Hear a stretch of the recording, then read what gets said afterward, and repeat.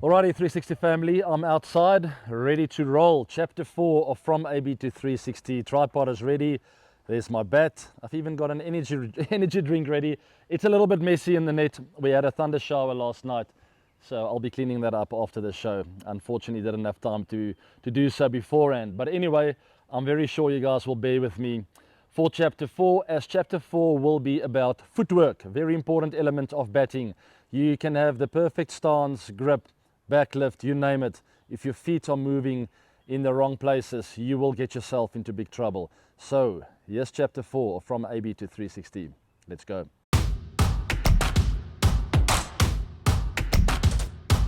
Footwork, why is it important? The simple and short answer is it sets the foundation. It lays the foundation for all of your shots. A strong foundation gets you into good positions.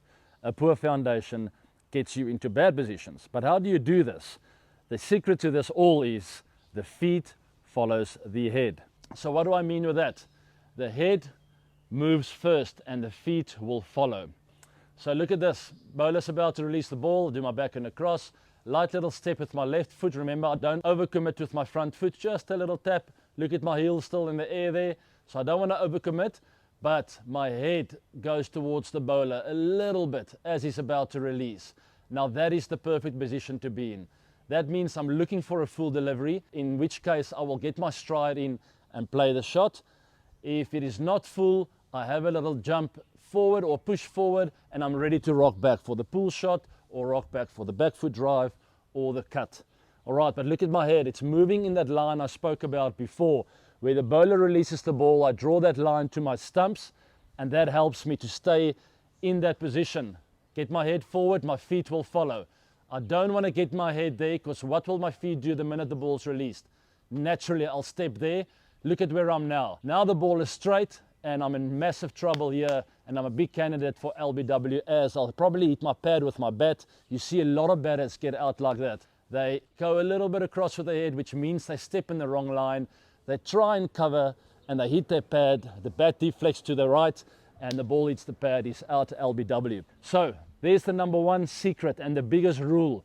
Your feet will follow your head because your head is the heaviest part of the body. Very important, at the point of delivery is when the head starts pushing a little bit forward, not prior to that, because I don't want you to overcommit on the front foot before the ball's been released. Remember, 60% or so on the back foot still with my weight, so I'm not completely committed forward. Just a little tap with my left foot, and at the point of delivery, that's when I start pushing forward with my head. I don't do a stride yet, and as the ball's released, that's where I decide I'm going forward or I'm coming back. There are a few variations in footwork that you can do in order to either unsettle the bowler, to get him off his plans, and also to dominate him. So it depends what the threat is. Generally before an innings, I will try and figure out what's going to be the biggest threat on the day. I'll watch a television screen. I'll watch my other mates play if I'm batting at 4 or down the order. As an opening bat, generally I would just do the basics well and stick to my normal technique, which would be 2-leg, on to off stump, have a nice balance technique and try and get as much information as possible and then try and sort of unsettle the bowlers or try and get them off their plan. I will figure out what the threat is on the day. But if I come in number 4 and I know the threat, for instance, is finding the edge, there are 3 slips in, a couple of gullies, what will I do to counter that? Generally for me, I've spoken to you about getting on off stump, on swinging and seaming wickets, but I can take it even further and exaggerate it even more. Instead of a back and across, I can do a forward and across. Instead of a back and across, getting onto off stump, the problem with that is now LBW is still very much in play, but at least I'm covering my stump, so anything outside off I can let go and I don't have to play it.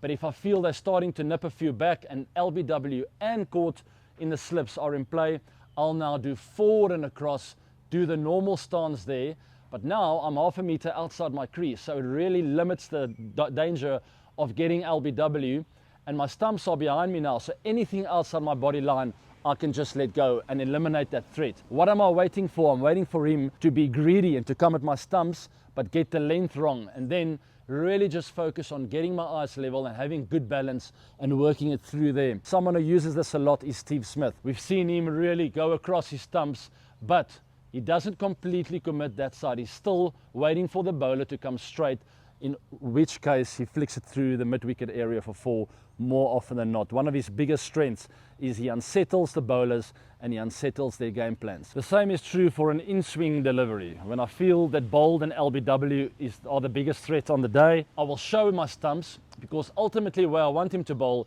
is in my arc, which is straight in this case. So I lure him in bowling straight, because this is something I've practiced for ages. It's the straight drive. That's where I want it. Anything down leg, if I miss it, it's not LBW because I'm now outside leg stump.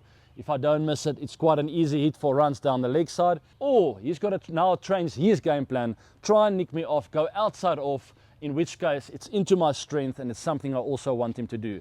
So there are little tweaks that you can do with your feet in order to get a bowler off his plans, a seam bowler that is. Let's quickly talk about spin bowling. So the ultimate idea is, if a spinner's bowling well to me, I ideally want to unsettle him as well. How? I want him to change his length, thinking that I might be coming down the wicket, or thinking that I'm staying deep in my crease, or whatever the case may be. The ultimate idea is to get him off the top of the stumps. He knows I'm not just going to stand still. I'm looking for opportunities to score against him. Very, very important. All right, guys, I quickly want to summarize chapter 4, because I feel I almost got a little bit overcomplicated with you guys. That will come later. There's so much more I want to share when it comes to footwork, but also the psychology thereof and what you're trying to do to get the bowler off his game. We'll delve into that a little bit later. The most important thing I want you to take away from today is, remember, the feet will follow the head. So with all the variations I showed you, staying on leg stump, back and across, forward and across, the double step with the spinners, the press and then jumping back to the spinners, with all of that, the basics still stay the same. And that is, the feet will follow the head. If I do my back and across, at the point of delivery, my head's going there, and you can try this at home. Your foot will want to step there, and that will get you into trouble. So no matter what you do, what your variations are, whether you're going there or here, you still have to get your head wanting to move towards that ball. And that is ultimately the most important thing to remember from today. That's all for chapter 4 from AB to 360. It's time for the com box. Let's go.